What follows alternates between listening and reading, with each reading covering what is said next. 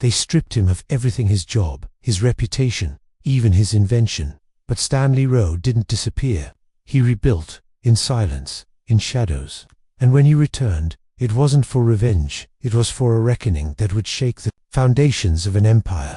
My name is Stanley Rowe. I'm 59 years old, and until yesterday, I was the operations manager at Harper Machinery in Indianapolis, Indiana. For 18 years, I was the man who didn't speak much during meetings, who didn't seek credit or spotlight, who just made sure things worked the way they were supposed to. Machines ran on time, orders were filled, and the people on the factory floor trusted me to keep the chaos from creeping in. That trust was the only real reward I ever needed until it was taken for granted by someone who never earned it. Vanessa Harper, the founder's daughter, told me, "We don't need old men like you dragging us down." She said it so casually, flipping her perfectly straightened hair as if dismissing me was just a formality. She was 28, sharp, confident, and equipped with a business degree and a few years of experience partying and networking in Miami. In her eyes, I was longer useful in a world of dashboards and synergy, so I nodded, sarcastically but without anger, and walked out of her office. No arguments, no raised voice, just a quiet end to nearly 2 decades of service. Packing my things into a cardboard box, I noticed how the younger employees avoided my gaze. They knew. Most of them had been hired when they were fresh out of high school. I'd trained every one of them.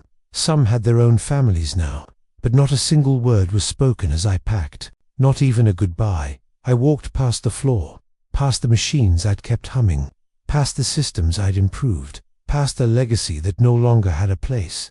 I didn't slam the truck door. I didn't spin tires leaving the parking lot.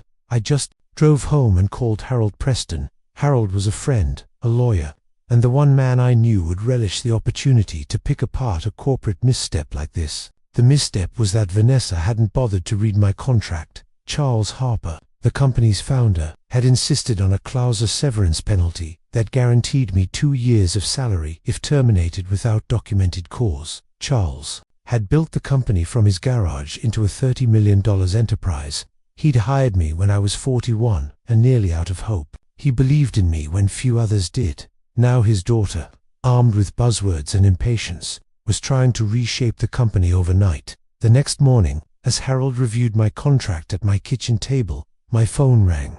"Charles." I almost didn't answer, but 18 years of shared respect can't be erased by one betrayal. "Stanley." His voice was tight, almost hoarse. "What happened yesterday?" "Ask your daughter," I said, calm, detached. "I did. She said you were resistant, that you were undermining her authority." I let the silence do the talking. "You're filing a claim, aren't you?" "Already have. Harold's handling it." I told her to check the contracts. I warned her before I stepped down. She cleaned house, didn't she? "Thomas, Jennifer, everyone over 50. They're gone." He sounded ashamed. "Is this what you wanted?" "Charles, no." "Then why?" "Let her, because I gave her the reins. She's my daughter. She's burning what you built." His sigh was long defeated. I heard voices in the background. One of them, Vanessa's, was sharp, irritated. "I've got to go," he said. The call ended. I stared at the contract spread across the table. Section 12, paragraph 3. Harold had highlighted it. Airtight, he'd said, "They'll pay, or we'll go to court. Either way, they lose." But I wasn't thinking about money. I was thinking about value, respect, legacy. I started making calls, Thomas first, then Jennifer, then every veteran Vanessa had dismissed. I told them to breathe, told them to read their contracts, told them to call Harold. By noon, I'd called 12 people. By nightfall, 20-3. Then, I made one more call. Douglas Clean, owner of Precision Parts. He'd tried for years to hire me away from Harper. Always said there was a market Harper was ignoring. Custom hydraulics, low volume, high margin. Vanessa called it inefficient. Douglas called it an opportunity. "Are you still interested in that conversation?" His answer was immediate, always. 3 days later, I sat across from Vanessa in a downtown office. Her lawyer, a kid named Justin, sat beside her. Harold was next to me, calm as always. "We're offering 6 months, Vanessa said flatly. "Take it or leave it." Harold smiled. "The contract stipulates 24, and you have no cause documented." She laughed. "We're modernizing." "That's cause enough." "Not legally," Justin muttered. Appendix C is very clear. She glared at him, then at me. We'll make sure no company hires you again. Word will get out. I didn't flinch. Good thing I already have options, I said. Then Charles entered. He looked frail but determined. Prepare the severance, he told Justin. Vanessa exploded, but Charles didn't back down. You don't get to erase people's value, he said. 1 week later, the money hit my account, $320,000. I should have felt vindicated, but I felt nothing until I met Thomas at a diner. Harold, got me a year, Thomas said. Better than nothing. They want me to sign an NDA. You don't have to. Not if you're consulting. Not competing.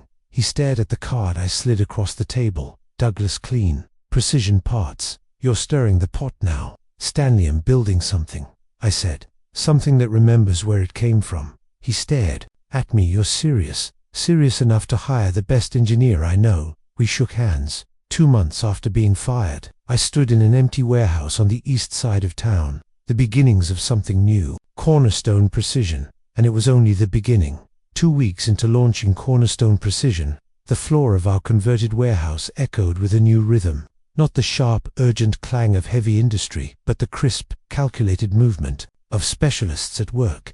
What began with old colleagues and hushed conversations over coffee was transforming into something real. The blueprint pinned to the wall of my new office bore the initials of engineers I'd known for years. Each signature carried weight, history, and the desire to build something that mattered. Thomas was already leading the engineering bay, drawing up streamlined concepts for small batch hydraulic components that had been ignored by Harper Machinery under Vanessa's reign. Jason Wright had joined as our CNC programmer, bringing an efficiency to the floor that made even seasoned machinists do a double take. Every new hire was deliberate, every system rooted in purpose. But even as Cornerstone took shape, the shadows cast by Harper Machinery hadn't faded. They had grown darker.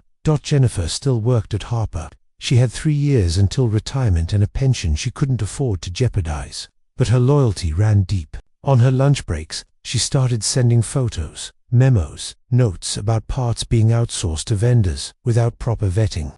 Her department had flagged several issues, but Vanessa's executive team swept them under the rug. Her most recent message was a photo of a defective coupling unit, one that had already shipped to a long-time client. The consequences were inevitable. That same afternoon, a former Harper client, Midwest Manufacturing, reached out to us through Douglas. Their voice trembled with frustration. Missed deadlines, faulty parts, contracts are on the brink of collapse.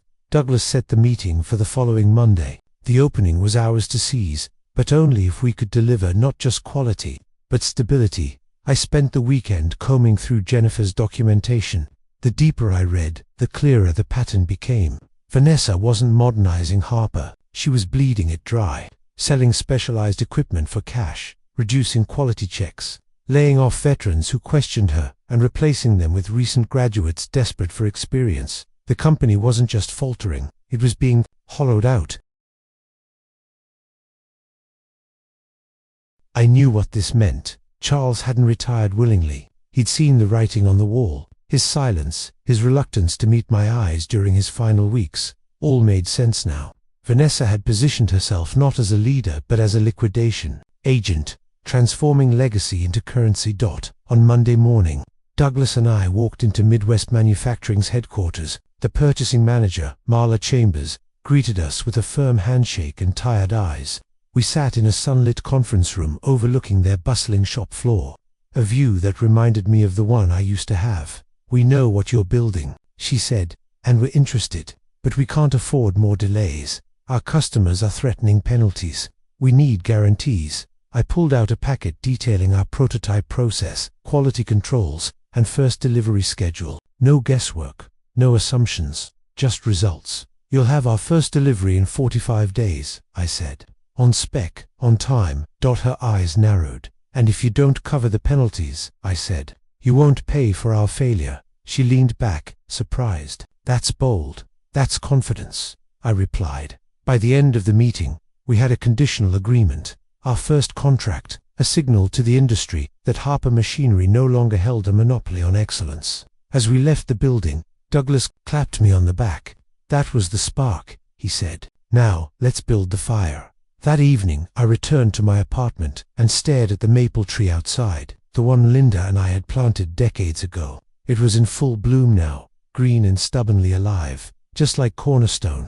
But something else stirred in me, a pull I hadn't felt in years. The next morning, I stopped by Jennifer's lab. "You shouldn't be here," she said, startled. "Just wanted to say thank you," I said, "for everything." Her expression softened. "I haven't done much. You've done more than enough. Have you ever gotten tired of playing spy every day?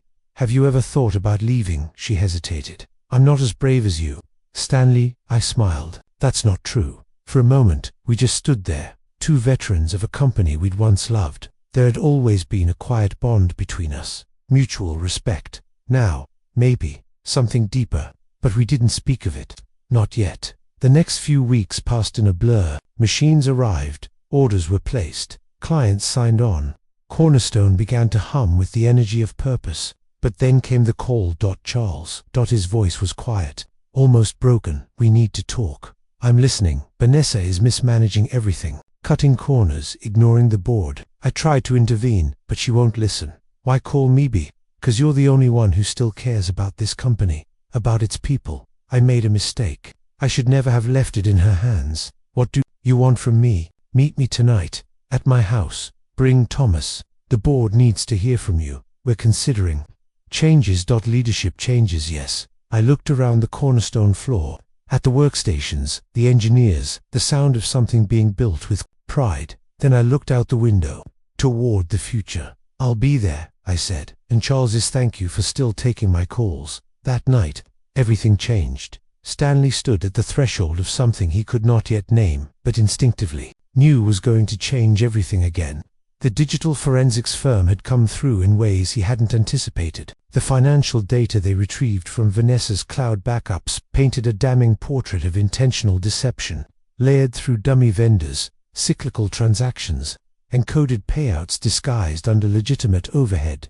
Thomas sat across from him in their modest but vibrant new office in the converted loft downtown. The walls were unfinished brick, the ceiling still exposed. But everything felt alive. They're gritty, resilient, defiant. "She created 3 offshore accounts," Thomas said, scrolling through the encrypted report. "And here's the kicker. 2 of them are tied to the names of inactive subsidiaries Harper Machinery had absorbed during the 90s. Stanley exhaled slowly, his hands clenched into fists. "She's laundering Harper's cash through ghost limbs of the company, and the board has no idea."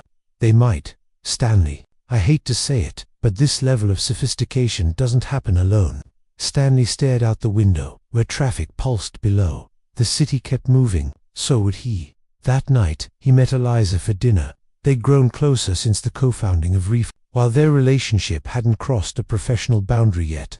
The unspoken connection between them was undeniable. "You look tired," she said, as he slid into the booth at the quiet tapas restaurant she'd chosen. "Victory tastes like exhaustion," she smirked. "Then here's 2 small wins." They clinked glasses of sangria, but Stanley's mind lingered on something heavier. "She's hiding more than money," he said quietly. "I feel it. There's a reason she's liquidating assets, targeting loyalists." "She's afraid of what?" Eliza asked. Stanley's voice dropped. "Exposure." The next week, Reforge announced a beta partnership with EcoHydra, an eco-tech innovator previously hesitant to join any venture not tied to Harper. The move stunned industry analysts. The partnership, coupled with Reforge's rapid development model and quiet power plays for intellectual property left behind by Harper's slashed R&D, made waves. Vanessa responded within days. Legal threats, cease and desist letters, baseless accusations of corporate theft, but none of it stuck. Stanley had been meticulous. Then came the press leak. An anonymous tip landed in the inbox of a mid-tier tech journalist. The document included fragments of the forensic audit, partially redacted but potent enough to suggest high-level embezzlement within Harper Machinery. The article went viral. Stanley hadn't sanctioned the leak, but when he saw the article, he knew it wasn't a betrayal. It was an invitation. Eliza found him pacing in their office the next morning. "Tell me you didn't leak it," she said. "I didn't." "But you're not upset." "I'm calculating." She stepped closer. "I know that look. You're about to go full war mode." Stanley's jaw clenched. "It's time to pull the curtain back." carefully, cleanly. Thomas entered with news. Boards holding an emergency meeting. Internal investigation launched. Vanessa's stepping down temporarily. Stanley's eyes narrowed. Temporarily. They're protecting her, buying her time, but they wouldn't buy enough. Stanley attended the shareholders' meeting as a guest. On the arm of Eliza, who had just signed a major funding round with one of Harper's oldest investors. The whispers around them were sharp with tension. Then, unexpectedly, Vanessa walked in. She didn't look broken. She looked dangerous, beautiful, icy, composed. She approached Stanley after the meeting, her voice low. "You're not as clever as you think, Stanley. This isn't over, I know. That's what excites me." The sting in her eyes betrayed more than anger. It was fear masked as bravado. That evening, Stanley received a message from an anonymous source, a video file. When he played it, his heart dropped. It was Vanessa, on a call, with someone Stanley had trusted. The video ended with one sentence: Stanley Rowe was never supposed to find out. The betrayal was deeper than he'd imagined. Stanley stared at the paused video on his laptop, the frame frozen on Vanessa's calm, sinister smile. The voice on the other end of the call was unmistakable Julian Krell, Reforge's legal counsel, a man Stanley had vetted, trusted, and brought into the fold during their earliest days. He felt the ground shift under his feet. If Julian had been leaking internal strategies to Vanessa, everything was compromised. Thomas stormed into the office minutes later, red-faced and breathless. "We've been hit. Echo Hydra's pulling out. Their legal department got wind of the leaked documents. They're scared of litigation." Stanley shut the laptop with a quiet finality. "Vanessa didn't leak that article. She made it look like I did, to rattle our alliances." Thomas paced. "Julian must have fed her everything. Our patent filings, our investor pitch decks, the Echo Hydra integration timeline. We need a firewall, now, and Julian's done." By noon, Stanley had called an emergency internal meeting. Eliza, ever composed, took the lead. Effective immediately, she announced, "Julian Krell is terminated. His access revoked. We're initiating a full security audit." Julian didn't go quietly. He'd already scrubbed his devices. But Stanley had anticipated this. 2 weeks prior, he'd installed passive endpoint tracking on all high-clearance systems, not to spy, but to protect Reforge from precisely this kind of scenario. Within hours, Thomas pulled a backup file, Julian's full correspondence log, including a folder named Contingency. Inside, it was the blueprint of a takeover. Vanessa had promised Julian a position as VP of Strategic Operations in Harper Machinery, contingent on the collapse of Reforge. His role was to delay patent filings, sabotage client onboarding, and above all, isolate Stanley. Eliza slammed her palm on the table. He almost succeeded. Stanley's voice was cold. "But now we have leverage." He drafted a letter to Harper Machinery's board, attaching evidence of Julian's collusion and their strategic sabotage attempts. He CC'd the legal counsel, their audit committee, and 2 journalists he knew personally. The response came quickly. Not from the board, but from Vanessa herself. She called. Stanley answered, putting her on speaker. "You've made your point," she said. "You're angry, you're smart, you've got teeth, but you've also got a target on your back. You want to play Empire games, Stanley. Empire's collapse." Stanley's voice was ice. "Then let's bring yours down first." Vanessa paused. Her next words were clipped. "Check your inbox." Moments later, an encrypted email arrived. A legal settlement offer. Harper Machinery would buy Reforge at a valuation 10 times higher than their last funding round. Vanessa would step down permanently. All claims dropped. No litigation. Thomas blinked. "Is she... conceding?" Eliza shook her head. "She's trying to absorb us, contain the threat, bury the rebellion with a fat paycheck." Stanley stared at the offer. Then he deleted the email. "This isn't about money anymore," he said. "It's about principle, about not being erased." That night, Stanley published an open letter detailing the rise of Reforge, the corruption inside Harper, and his vow to rebuild an industry where integrity trumped power. The post exploded. Public sentiment shifted. Young engineers, tech startups, whistleblowers, they rallied behind him. Reforge became a movement, and Vanessa Harper, queen of the old regime, found herself in a war she could no longer control. The headlines hit first thing Monday morning. Reforge exposes corporate espionage. followed by a cascade of revelations. Stanley's open letter had rippled far beyond what anyone anticipated. Legacy outlets picked it up. Independent watchdogs dissected the data dumps, forums filled with speculation, praise, and, most importantly, action. Harper Machinery's stock plummeted. But that wasn't the end. It was the ignition. Stanley stood before a packed auditorium at the Global Engineering Ethics Summit. He hadn't planned to attend, let alone speak, but a last-minute invitation, backed by a grassroots campaign from university students and independent engineers, left him with little choice. Eliza adjusted the mic. "You sure you're ready for this?" Stanley took a breath. "It's time." He stepped onto the stage. The lights were hot. The crowd hushed. "I was told once that to build something revolutionary, you have to burn down comfort. I didn't believe it until I had to live it." The room leaned in. Innovation isn't about margins. It's about meaning, about responsibility. I lost everything to remember that, and I'll lose it again if it means keeping that truth alive. Applause erupted. Some stood. The next phase of Reforge wasn't a company. It was a consortium upon source patents, shared research, and transparent testing.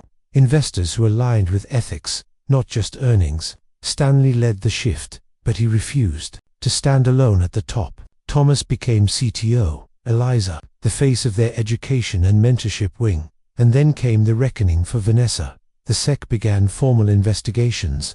Internal whistleblowers from Harper Machinery came forward, emboldened by Stanley's public stand. Documents, emails, recording. It was worse than anyone imagined. Bribery, blackmail, even attempts to silence former employees through offshore settlements. Vanessa's last public appearance was a board meeting captured on a leaked video. Her voice, once cutting, now cracked with desperation. "You think this is justice? This is chaos." He destroyed order. No one responded.